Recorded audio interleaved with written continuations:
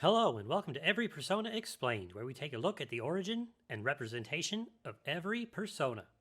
And today we're taking a look at Pixie. I ran into three major issues when researching for this video. The first issue was Harry Potter, as Pixies appear in the Chamber of Secrets. The second issue was Tinkerbell, because obvious. And the third issue, the same thing that gets in the way so often when trying to research folklore. The damn English! Pixies originate in Cornwall. Where's Cornwall, you ask? Well, it's here, in the southwest of the UK. Cornwall, like Wales, Scotland, and Ireland, has a lot of Celtic heritage. However, it's largely been left out of the mainstream consciousness, even more so than Wales. Ireland, being a different island, helped it retain much of its Celtic heritage, and Scotland and Wales were able to retain their heritage due in part to their very mountainous geography, making English culture spread there much slower. I mean, it's a lot easier to walk across a plain than it is to scale a mountain. And while Cornwall has some elevation, it's not as severe as the others. So the English and their culture had a much easier time getting in there. When you imagine a pixie, you probably imagine a tiny little thing with little wings and vaguely described magical abilities. Well, that's not a pixie. That's a fairy. And they are not the same thing. Pixies are essentially just really small people.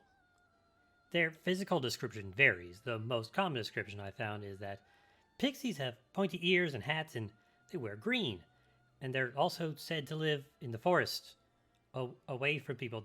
That's just the kokiri. That's just the kokiri.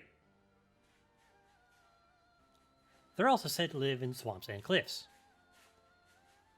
They're often described as being less than a foot tall and being mischievous, but not harmful, and in some cases helpful. Now, what about High Pixie? Well, there doesn't seem to be anything like that in tradition. The in-game description states that they're leaders of younger pixies, which could correspond with a pixie royal or noble, which are attested to in some stories. But I think this is more of a situation of they just took a fantasy trope and applied it here. There are many stories of pixies, far too many to list them all. But many of them are about how they like to party and play tricks on people. One thing they do like to do is to take horses out for a ride at night, always returning them before dawn. This does leave the horse's mane all tangled up, so that's a bit annoying. But apparently there was a war between pixies and fairies. But the only reference to it I found was in this book, on this page, which is not available online, so take that with a grain of salt. And that's Pixie and High Pixie. So how are they represented in game? This isn't a pixie. This is a fairy. They fell into the trap. But I can't really blame them for it. Here in the West, pixie and fairy are kind of synonymous, so it's fair to assume that a Japanese designer would see them the same way. Expecting them to know the difference when many people much closer to the culture in question don't, wouldn't be fair. In terms of the modern depiction of small fae creature, this is a fine design. Pixie is in the Magician Arcana in the P4s and Lovers in everything else. Magician is fitting in its reverse position, with it meaning cunning and trickery. Lovers doesn't fit very well. Most of its meanings revolve around relationships and love. So the only thing that it would represent would be stories of humans getting into relationships with pixies. And that seems to be more of a fairy thing. Its moves are pretty generically nature-based. Wind and electricity are forces of nature and are a decent contrast to Pixie's nature. However, Happy Dance, which is a move exclusive to P1, reflects their affinity for parties and celebration, and its healing moves fall in line with the idea of the healing power of nature. However, starting in 3, it loses its wind moves. Still a fairly good selection. I do want to make reference to its weaknesses, though. In P1, it's weak to rifle damage, and in the 5s, it's weak to gun damage. This could be in reference to the common belief that many Fae creatures were susceptible to iron. Iron and steel are used as a representation of human industry, which is often opposed to or dangerous to the natural world. Pixies and other Fae creatures, then, would have, at the very least, aversion or suspicion about such things. Its trait is static electricity.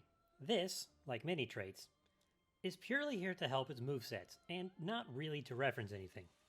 Same goes for its items, Static Ring and Spiral Static Ring, which grant the wearer the skill Zeo or Mazio, respectively.